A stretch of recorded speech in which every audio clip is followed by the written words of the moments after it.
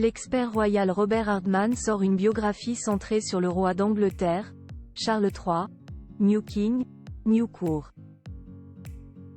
The Inside Story, le 18 janvier 2024. Il s'est procuré un document exclusif racontant les dernières heures de la reine Elisabeth II. La suite après la publicité. Voilà plus d'un an que la reine d'Angleterre a poussé son dernier souffle. Très présente dans l'esprit du peuple britannique, la souveraine est malheureusement décédée le 8 septembre 2022 à l'âge de 96 ans après plus de 70 ans de règne. Elle a laissé le trône vide à son fils, devenu depuis le roi Charles III. Bien sûr, son souvenir plane dans les couloirs du château de Buckingham, tout comme aux États-Unis, où la fille de Meghan et Harry a été baptisée Lilibet en son honneur. Mais une petite note très intime, écrite par son secrétaire privé, Sir Edward Young, qui a été à son service pendant 18 ans, devrait mettre un peu de baume au cœur à chacune et chacun.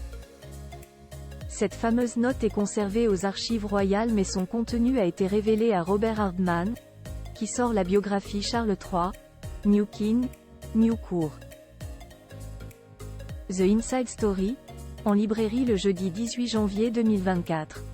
On peut ainsi lire, à propos du dernier jour de la reine Elisabeth II, très paisible. Dans son sommeil, elle s'est éteinte, de vieillesse. Elle n'a rien remarqué, aucune douleur. L'entourage de la souveraine avait pu voir quelques signes avant-coureurs. Le 6 septembre 2022, elle avait été photographiée en train de saluer sa 15e première ministre, Liz Truss, qui succédait à Boris Johnson, et elle avait un énorme bleu à la main. Le lendemain, elle annulait une simple réunion organisée en visio pour se reposer dans sa chambre au château de Balmoral. Avant de rendre l'âme, Elisabeth II avait rédigé 2 lettres qui, elles, restent secrètes. On sait simplement que l'une était destinée à son secrétaire privé et que l'autre, scellée, avait été écrite pour son fils, le roi Charles III.